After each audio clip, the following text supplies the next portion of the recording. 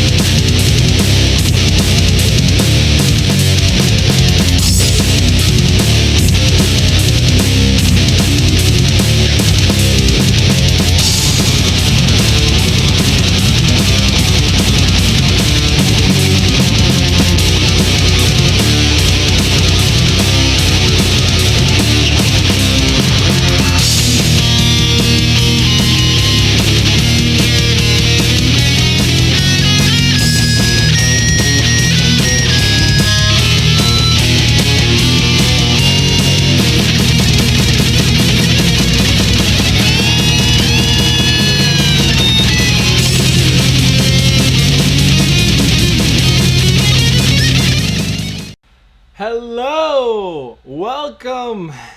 Welcome everybody! My name is Fico and this is my gaming mind, and what can I say? E3 is over and well, I'm a little sad because it's a big event. You're hooked up to it. You're a gamer. You love E3, and clearly it was a really good E3 this year, but in the same kind of sort of the style of last year, I plan on doing a impressions video for every single one of the conferences. Like I mentioned before in my blog video, I plan on doing for every single one of the conferences. I might blend two of them together, but let me first give my my overall thoughts on E3. E3 was a really good event this year. And let me tell you something. E3 was well put together. However, there were a bunch of technical issues that I think plagued a bunch of conferences. I mean, let me tell you something. Silence in certain game presentations. Some demos wouldn't work. Some sounds, it would literally just crash. I mean, there were issues this year. And I have to say that in spite of that, it was definitely the start of a new console wars. I mean, seriously, this cannot be a more exciting time to start things off. And what am I going to do? I'm going to basically take every conference and break them down into bits, just like in the style that I did the Xbox new generation revealed. Basically, how I just kind of put all of what happened throughout the conference and summarize and offer my opinions as we go along. So, basically, we're going to start with each and every one. As you could probably tell with the little change in the background, we're going to start up with Xbox, with Microsoft, continuing out of the momentum that they build up from the Xbox Live event, the event that first introduced us to the console. Oh, by the way, I'm a little bit formal today because I couldn't go to E3, but I figured I might as well just doll myself up a little bit in this first video. I don't know if I'm going to do them in the rest. It's kind of hot in here. But anyway, Microsoft has first announced the Xbox a few weeks prior to E3, and a lot of people then started getting questions about all the things that Xbox One was supposed to be doing. And I am aware of the things that happened. I actually was planning on doing a video. I was actually filmed a video during all of that stuff, but there was so much new information. I have to just kind of sort of gather it up and get my thoughts on that. Maybe I'll do it on a separate video as well. But I'm not going to discuss about the stuff that Xbox is called out in later, about the DRM, about the online, about the data transfer, about the network connectivity, about the 24 hours. That's all stuff that we're going to talk about much later. But we're going to talk now about what happened at the conference. And let me tell you guys, the conference, this started out E3 really good because a lot of people complained that there weren't any games, and guess what? That's what they started out with. It's all about the games because I think they lost track on what the Xbox was. So you know what? I think what they wanted to do was remind you you're not just getting an Xbox One, a multimedia device. You are getting a really great console, and then the next evolution of the console. So, without further ado, let's begin. The first thing they show us is Metal Gear Solid. Metal Gear Solid: The Phantom Pain. An extended look throughout. It's supposed to be the first open world Metal Gear Solid game. It has a bunch of really neat features in it. It's like real-time weather, transports, which normally most of the time when you're with Snake, you always had to do those missions on foot. But now it seems because this open world is like much more bigger, now you have to have a way to get Snake around a lot easier. He can get on like horses. He can get on vehicles. It's got a real passage of time, apparently, according to the actual time. They showed like a clock, and the clock they showed the time kind of sort of change in the game. I don't know if that means that the actual system clock time is going to reflect how time is in the game, but real passage of time is something I think it's really, really cool.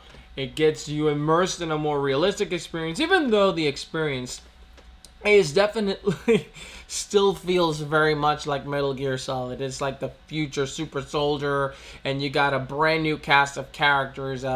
There's a kid in there. I don't know what he's supposed to be. He's sort of like this. He looks like a revolutionary, like a leader of some kind of like whatever. And there's like this new Foxhound or Cobra unit type-ish or Beauty and the Beast unit type of ghouls. There's this dude that looks like the Black Mask is also there as well, and apparently the snake that they're looking at is called Punished Snake. I do not know if it's I'm certain that he's Big Boss, but you know what? All certainties, you know what? You could throw them out of the window because we all thought this before.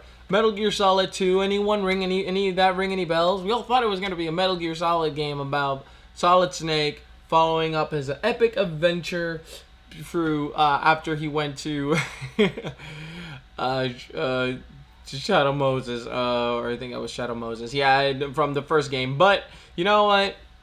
We all were wrong. We got Raiden, and there we go. But Metal Gear Solid 5, The Phantom Pain, that's how it starts. And clearly indicating that Hideo Kojima is working really hard with Microsoft, proving to show us a good experience on the Xbox One. Clearly not an exclusive. Metal Gear Solid hasn't been exclusive for some time. We've gotten Metal Gear Solid 4. I know that they were going to re-release the collection again. I don't know if it's only for PlayStation or not. But anyway, that's a good way to start the conference.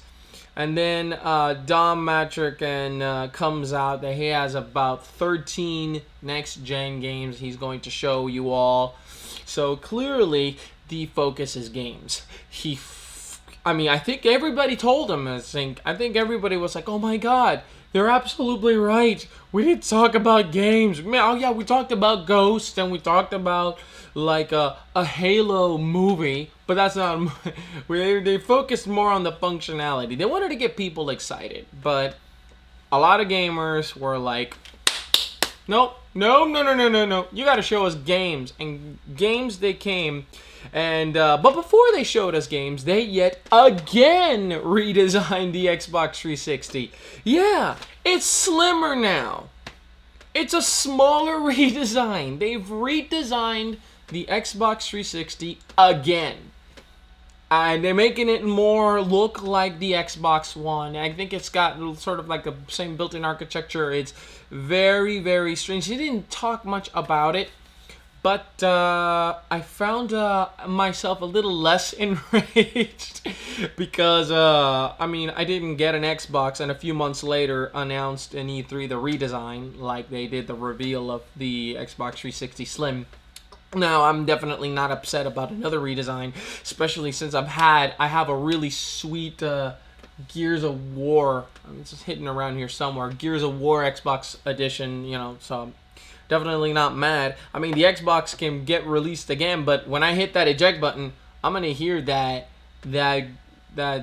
tune. There, the others won't do it. Sorry, not disappointed. Xbox Live is also got a little bit of an overhaul with a new program. Apparently, that now 2 free game downloads per month.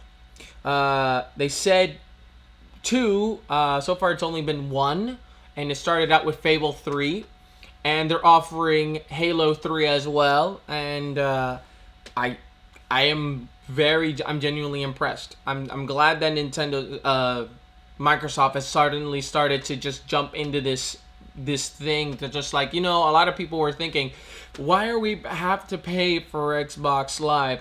And a lot of people think it's useless to pay for Xbox Live when you can play all these games. Clearly, they enforce it so that they can make a profit and maintain those servers and maintain those systems up and running. And clearly, it's sort of like this quid pro quo sort of thing. But giving stuff back to gamers who are part of Xbox Live, I mean, I would have felt I should have gotten something free ages ago. I've been gold with them for years, but you kind of sort of get past that point of caring because you've come to the point where that you have to do it or else you're not gonna get everything. But the fact that they're giving away games, it's actually a really awesome thing. And I don't know if this comes up later, but I remember. Also, they said, I remember a long, oh yeah, that's something that comes up later in the conference. I'm getting a little bit ahead of myself, but then they changed a few other things inside of the Xbox. An announcement, a free-to-play game for gold members, a game called World of Tanks.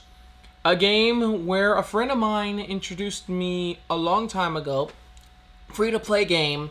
And you basically, it's a war tank simulator where you play, you pick a tank and you go against a team of other people who have tanks, and it's an all-out warfare game. I have no idea how that game functions. I've never played World of Tanks.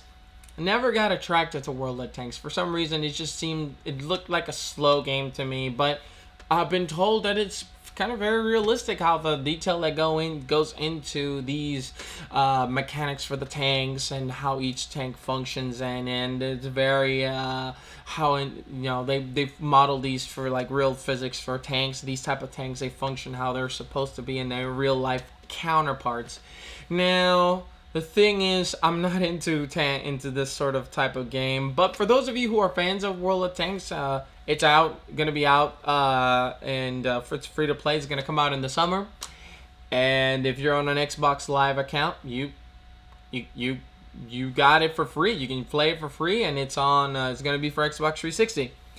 Now, there's another game they also announced. It was Max, The Curse of Brotherhood, which made me think Max and the Magic Marker or something around the lines of. I've seen there was a game with the same character, and it was I think it was a cell phone game, or it was a 3DS game or something, or maybe it was a game that came out on that. But it's really cool because you're drawing obstacles. It's sort of like you've got this magic marker and you are trying to save your brother, and the curse of brotherhood. You wish ill harm on your brother. Your brother is annoying as hell. You tell him to go away, and all of a sudden he gets sucked into a portal. It's like, come back. I didn't mean to tell you to go away. Seriously. And but the game looks pretty good. It definitely looks like one of those fun platformer games that they definitely put some good effort. I mean, it might be a fun game to play. I don't know if I'll get it, but hey. It looks like it's a fun game to just jump in and play. Dark Souls 2 was also previewed in as another game that is going to come out on Xbox 360, and those hardcore people that love From Software's past two, like Demon Souls and Dark Souls, I mean, they're clearly going to get their money's worth, because this game is probably going to be 10 times harder than all your other Dark Souls games. Then again, I think you probably might have already gotten used to and acclimated to the difficulties of Dark Souls, so you kind of sort of know how to approach this. Not a lot of monsters, just a lot of big knighted armored dudes with freakishly huge armor. But I'm betting that this game is gonna have a ton of creatures, and this game is gonna be just as hard. So.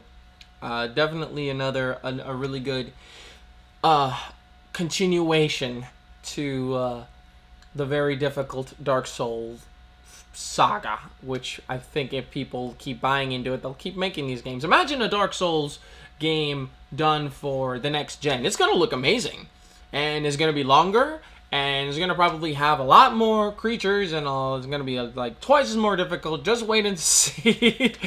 But right now, this is on the current generation. So, I mean, whether they'll bring it for the next gen, maybe they'll add more content. I don't know. I need to clarify. But for now, they made that announcement as though it was going to come out for 360. Because from that point on, at that point, when they stopped talking about Dark Souls 2, they didn't talk much about Dark Souls 2. They just played a trailer of it, but they said that they were going to talk about other games, that those games are going to show the power of Xbox One. That there were games that were for the Xbox One. Now, the first game they talked about is a brand new franchise called Rise, Son of Rome, and this game took me. There were a few things that were kind of a bit distracting, but this game basically, it's like you're like a Roman commander or a Roman general or something, and then you're like in Roman times, and you're trying to hoard away from like these foreign invaders, and you are commanding your legions, and you are like a skilled warrior, and you're facing these enemies. It's sort of like quick action events, like quick time events almost, where you hit an action and it just sort of kind of just like transition to from multiple opponents, sort of like a Assassin's Creed almost, and you sort of just decide, they just kind of make that you press on buttons. I thought the buttons were a little bit distracting a little bit at first, maybe too much assistance. Maybe this is just an easier mode, then maybe they just built it so that it works like this. Maybe this is a tentative product. I do not know if this is like the final product, but so far, I mean, like the game, it definitely took me away. I mean, it was a really interesting take on a sort of like this third person like action adventure game. Where you can also get people in your command. You can command troops. You can command troops to mount a defense and incoming arrows, or assist you in battle when you've got available archers, and then you can have people help you out and kill people you need assistance killing with, in case you get like bum rushed by many people. And this game is like in its beauty overall, it's very, very pretty game. I'm trying to determine whether, I mean, does it look next gen? It definitely runs better for the way it looks. and it definitely, you could tell that this is Crytek doing this, because Crytek loves to just like do games that are just like beautiful to look at. And the actual the characters themselves, I mean, they look very real. When it comes to the dialogue, they're very, very, I mean, you could tell their expressions are well animated, and like the actions, and it just very realistic, seriously. And it's very, very violent as well, and it's like the backgrounds and the scenario, very well put together. Rise Son of Rome, definitely a good introduction for a new franchise. So whether it'll be a successful one, well, it all depends on just how many people love the movie 300 and how much people love Roman soldier stories. They keep getting mythology crammed in there thanks to God of War, and you know what? It's people won't get enough until they say they don't want anymore. They'll just keep asking for it. Killer Instinct. Killer Instinct. Let me repeat. Killer Instinct. The franchise, the fighting game franchise that Rare created a long time ago for the arcades, came out on N64. It also came out on it also even came out on Super Nintendo. Super simple Killer Instinct port. Didn't look pretty at all, but it had the combo system pretty tight. Sound was not as good, obviously. The music was also but the fact that they crammed that game there, pretty awesome. But they showed a brand new Rare came out of nowhere. It's like, oh my god, where have these guys been?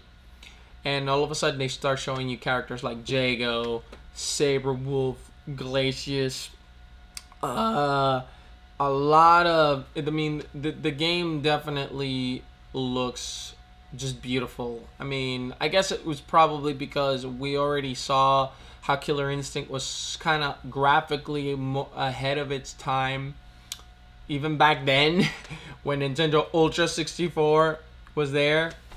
But considering that I mean, it was great seeing the name Rare slapped onto something. Now, I heard the company Devil Helix. Don't know. But you know what? Rare coming in and assisting with this. I don't think that this game... I mean, from what I've heard so far, I've seen a couple of videos from some fighting game enthusiasts like Maximilian and a few others testing out Killer Instinct. Clearly, definitely is a really nice game that it's gone the staying in its form factor. They talk about it a little later on when they start discussing the later functions of it, but so they only just played a quick reel of it. Nobody came out to talk about it, not yet.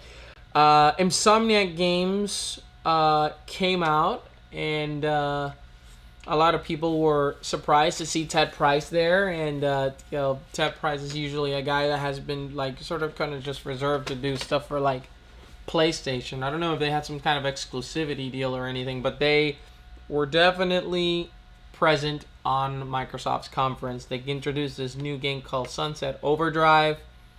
Sunset Overdrive is supposed to be some kind of open and living world game in which it's an exclusive. It's out of has a little bit of this TF2, Team Fortress 2 style, and just this world that it's just like you're teaming up with people to get achieve goals and things like that. It only showed a teaser, and it's supposed to be this team-based game. You also make these custom-made weapons also as well. I mean, clearly this game is definitely aiming for the pop, for a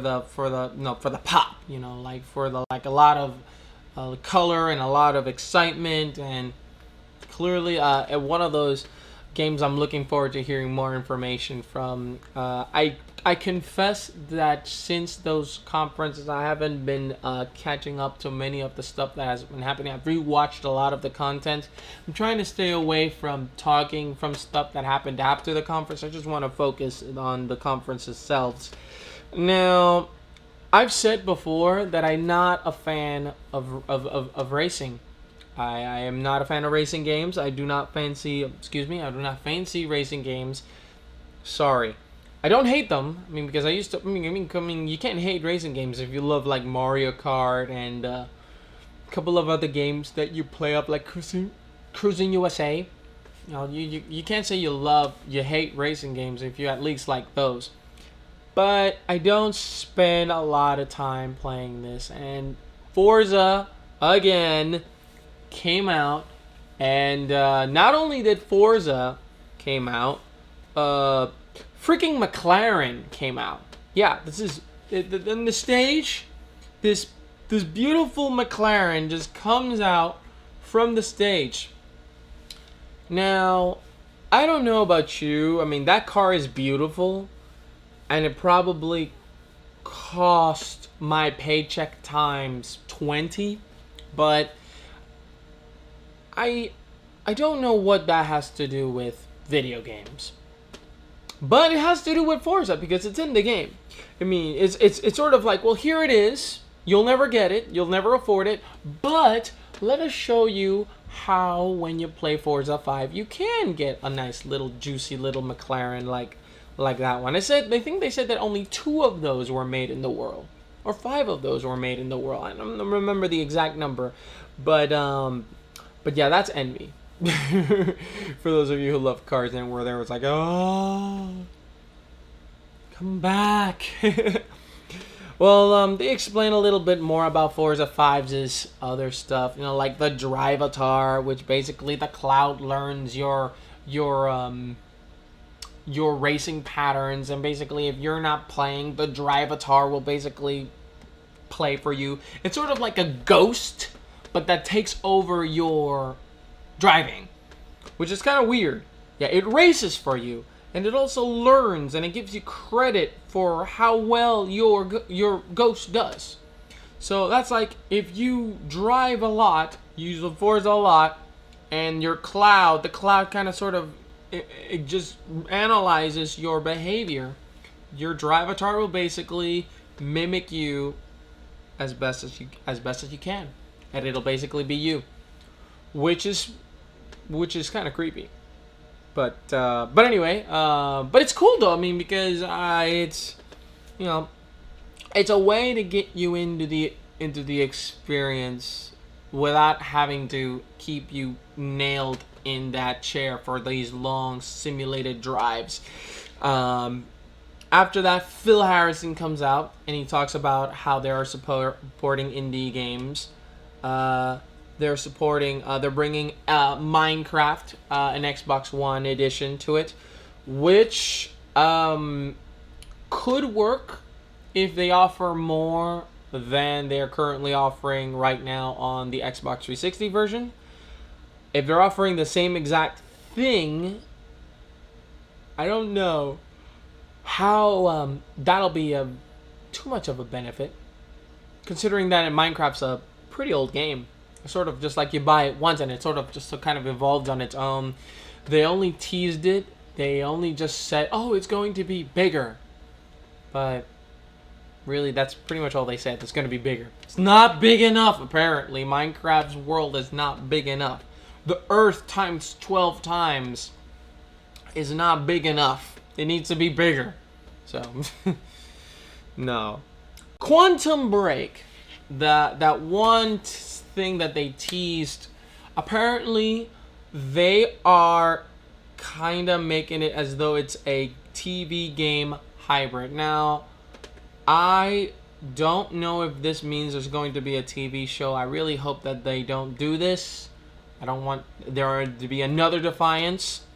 Although Defiance is actually a pretty cool show. But I think what they mean is that they're trying to do like Remedy, how, Alan Wake was episodic and it sort of feels like you're like in a TV show. I think it's going to be like the real-time demo, which you apparently can stop time and move things away and get people to join your time stream by touching them.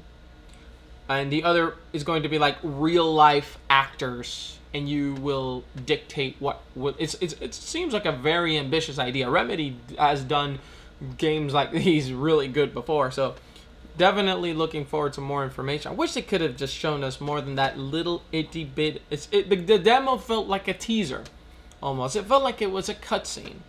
But you know what? The characters look very nice. It's sort of like this dazzling moment where he's like caught in an explosion, then you see somebody survive. You can stop time.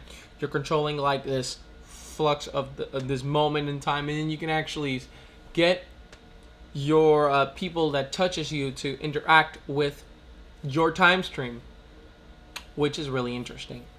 It's an interesting concept. They talked about this episodic murder game. This one didn't get too much into detail, but it was by this dude called Swery65, or this chick called Swery65. They emphasized this as being created by Swery65. I'm supposed to know who Swery65 is. I do not recall them saying what game Swery65 did. Maybe they mentioned it, but they probably, I don't remember, because I didn't rewatch the conference. But it was also such a short trailer as well that it didn't give you much chance to sort of like get excited. However, they started talking about this thing called Project Spark. Project Spark is this it's like this game that you can make games inside of it. It reminds me so much of Little Big Planet, except that you basically instead of just putting textures and creating like your own games based upon certain dimensions and certain conditions, which it sort of just offers the same amount of freedom here. I mean, you could do like a ton of things. I mean, you can raise and lower the environment. You can change textures. You can use smart glass. Like, for example, if you interact with Spark, you have a tablet and it's smart glassed in with their console. You can just drag it around and you can build worlds just with the touch of your finger. You basically can edit maps and create actual games using Project Spark's mechanics, which is really nice. I mean, they tested it, like they created like a fighter for others to use.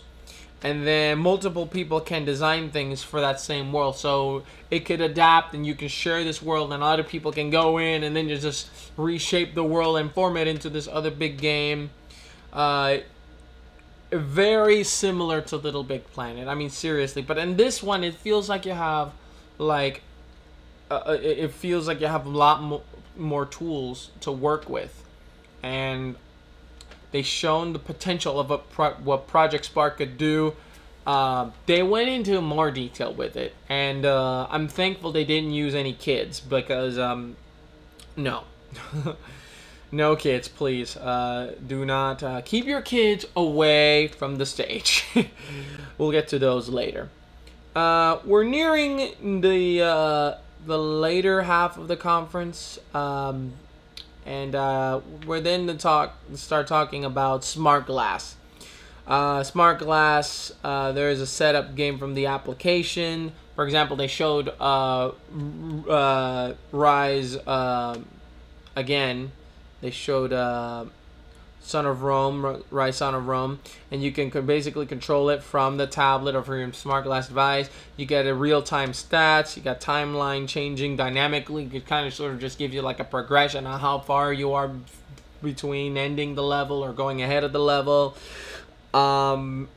You can get Xbox to get into another game like right away. Like, for example, if they demonstrated how another player is asking if you want to join to play another game, and they demonstrated how when you're 1 second in Rise, all of a sudden they swap to Killer Instinct, and they use this thing called Upload Studio, which basically you can upload and design like your own clips, like in like a highlight reel, and then you could just edit it as yourself. It's really neat.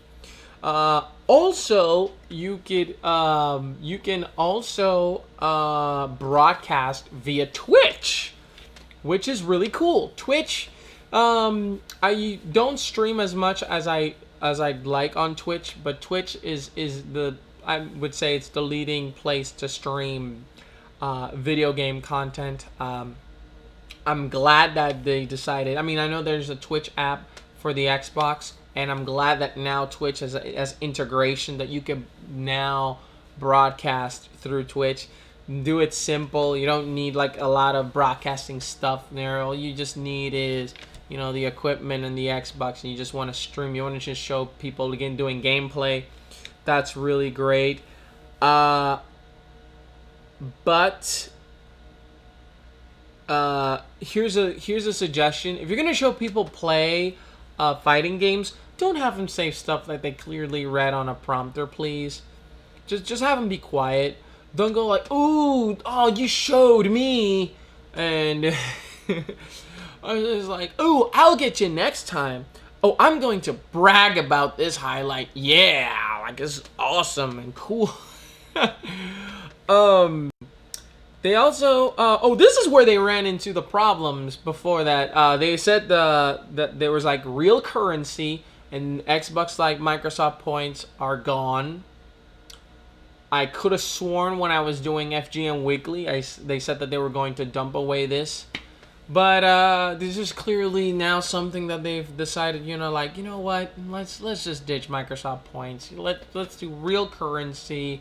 You don't have to convert these into points and then use part of the points, and then these other points are just there like lying there and you'll never use them because there's nothing that's worth 10 Microsoft points.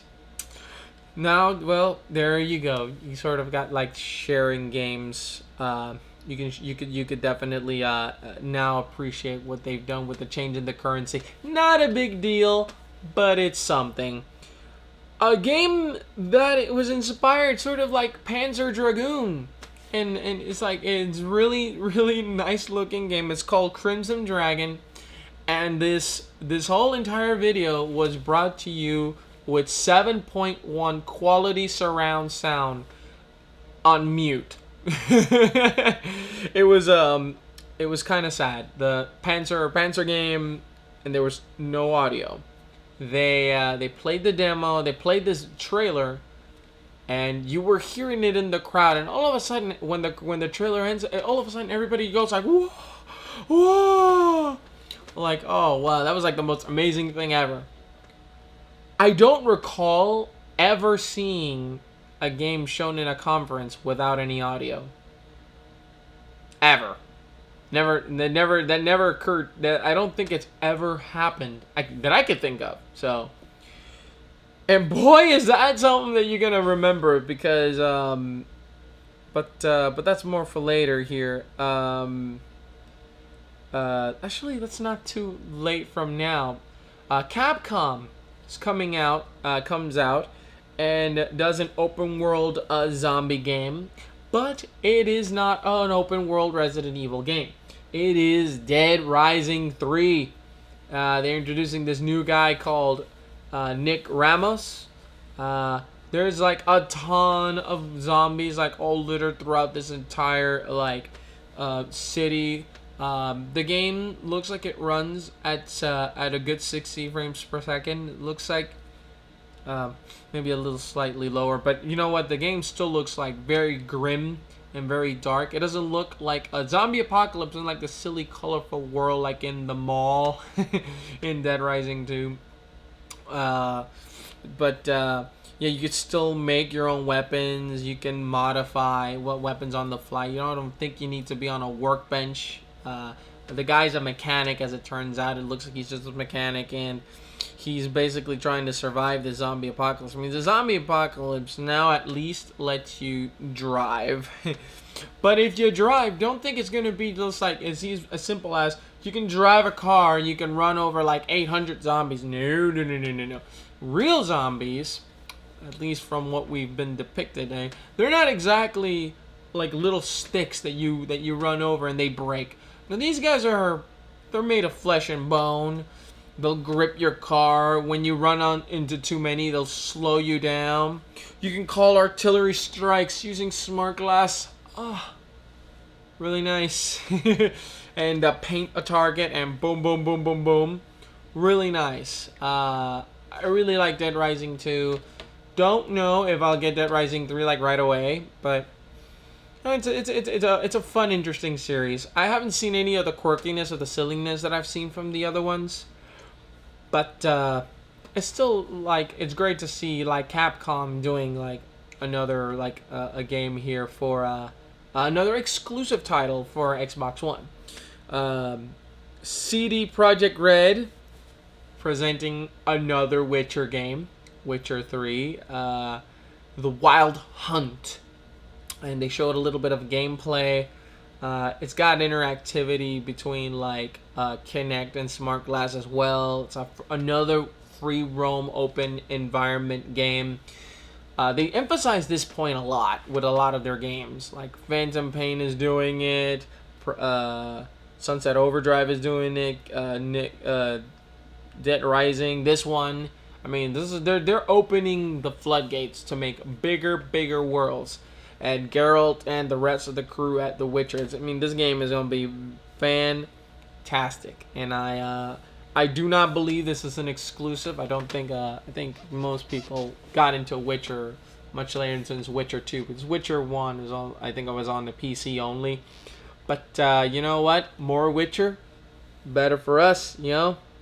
Now, this is coming close to an end as they're showing another trailer, and this time EA and DICE comes out to show Battlefield 4. And wow, remember those audio problems? Yeah, they were having audio problems as well. It's gonna run in Frostbite 3 at 60 frames per second and in complete and utter silence. They start playing this entire trailer for it, and no audio whatsoever. But unlike the Crimson Dragon, they restarted it and it got fixed. But I'm kind of just like, wow, guys, 2 audio problems showing your Xbox to the world. They showed an indie game called Below. And not much information was brought up about Below. It was done from it was this indie company that did this really other game that's pretty indie, also for the PC. Can't remember what that game is, unfortunately. Sorcerers or something, but it looks also pretty nice too. Below it's got this sort of kind of have this Brady almost, it's a dark game. It definitely does look like it's a dark game, but it's got a little bit of color in it as well. Wish I had talked about it more. They just sort of played this trailer off as well, but yeah, it's pretty interesting as well. From that point, they also started talking about how it was going to be 5 brand new studios for franchises. So 5 new studios acquired and combined with Xbox, with Microsoft and Xbox One, and they're going to be making new franchises for them. They announced another AAA title for from Black Tusk. They didn't get much into that there. Then another big trailer that was coming up. It's like a teaser trailer. Not a lot of people were like, at first they were sort of like, wait a minute, where is this from? And it turns out it's another Halo game. It's called Halo. So far, there is they mentioned something about how Spartan Assault for Windows. Apparently, there's this game for Windows it's called Spartan Assault. Not quite sure. But another Halo game from 343. They'll call it Halo 5. I mean, seriously, it's a follow up to Halo 4. It looks like it's a follow up to Halo 4. But let me tell you, I mean, very excited about that. I've always liked the Halo series. And these are one of those games where you definitely wonder how this game is going to look on the next generation. I mean, we know Bungie's going to come out strong with Destiny, but how will 343 do the franchise that Bungie rose up from the ashes and basically make it into their own? This is their first game on a new generation, so I'm very curious. That was also a teaser. Now, they had one more game to show, but not before they said that the Xbox One is going to be $499. It's going to come out this fall. And before they ended the conference, they said just one more thing, and then they have Vince Capella from formerly from the co-founder of Infinity Ward. They come out and they with Respawn Entertainment and they introduce this sci-fi game called Titanfall, which was leaked prior to E3, and everybody was getting so excited about Titanfall. I didn't know about Titanfall, but I mean, all I knew is that when they brought that game out, it was like an FPS, and they were battle mechs that you can wear these Titan suits, and then you engage in similar like combat, and you can like take against other big Titans as well, and it was like it had like multiplayer co-op. Combined all together, this big missions that a ton of players can just participate in. You would get like kill streaks. You got kill bonuses for certain specific things, for assisting, for mounting on a Titanfall, for knocking people up in the air when they're ejecting from the Titans. I mean, certain favorites here. The game looked absolutely beautiful. It looked fantastic. It looked spectacularly well touched, and they talked about it a little bit more on the EA conference. But I think easily this would be one of the best games that they showed at E3, and with Titanfall, that ends the entire conference. Now, my opinions about the conference. The conference was well put together, with the exception of the sound audio settings. I have no idea what happened with that. I mean, sound gone for one demo completely, then all of a sudden sound went gone for Battlefield 4, and no idea what it was. It came back, so clearly they were able to show it just fine. Thankfully, they weren't so embarrassed too much.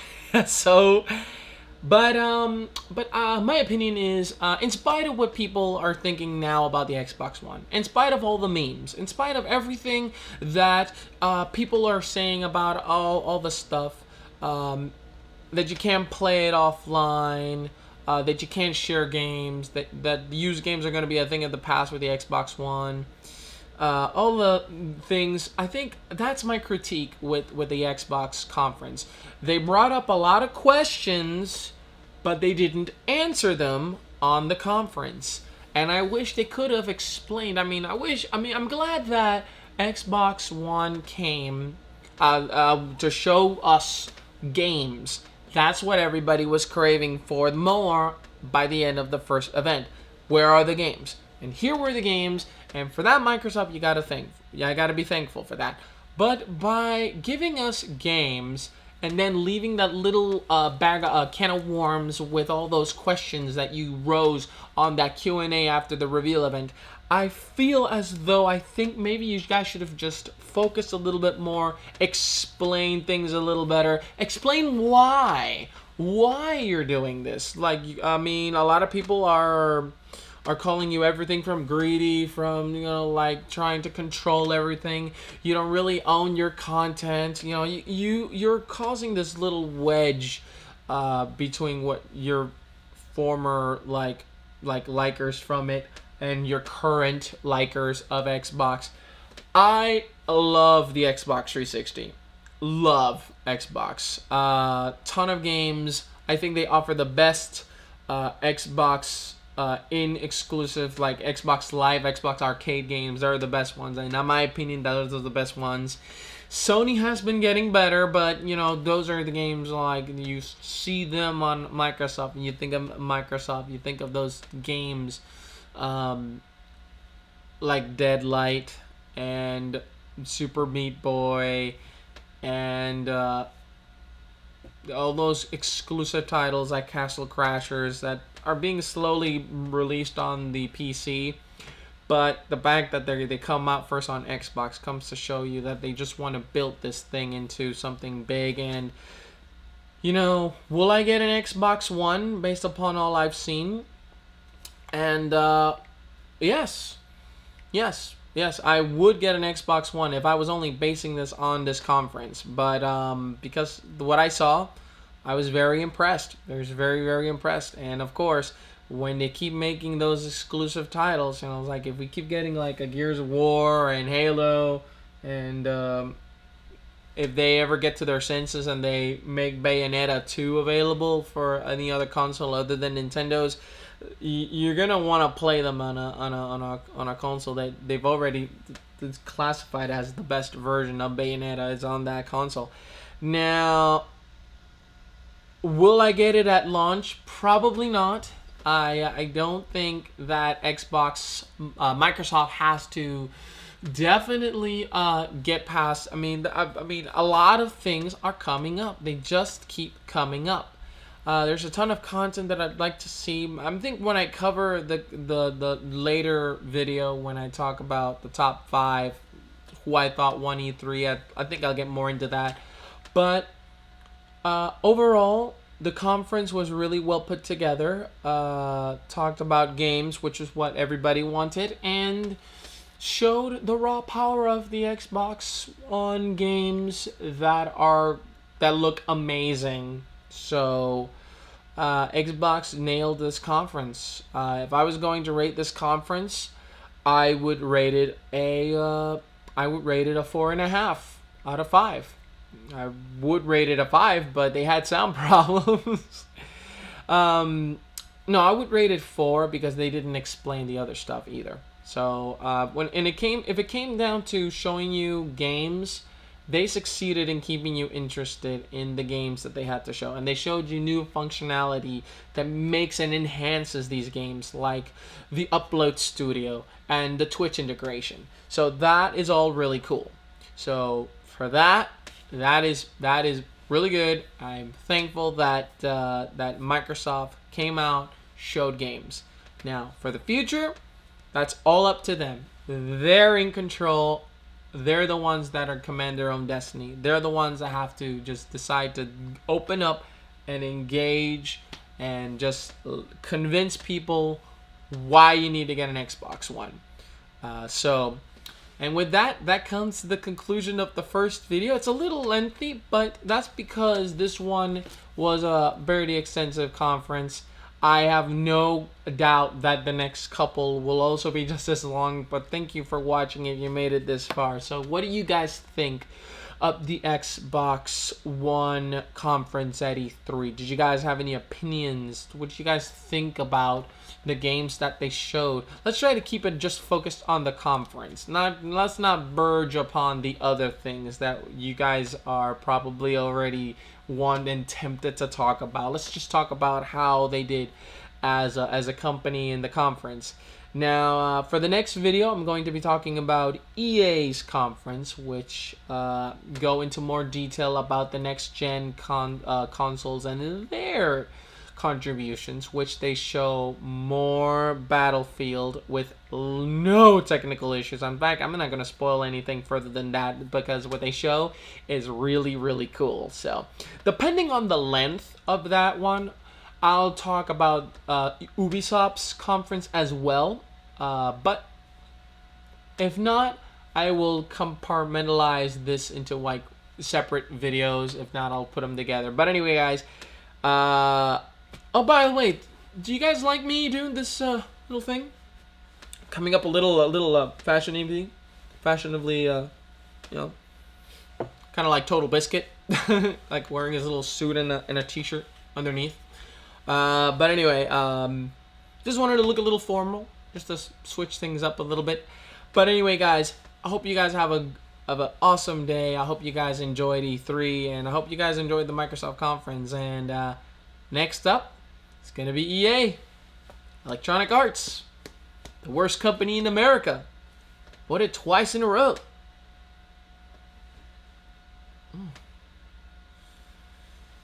Ouch. Until next time, my name is Fico, and that was my gaming mind. Peace.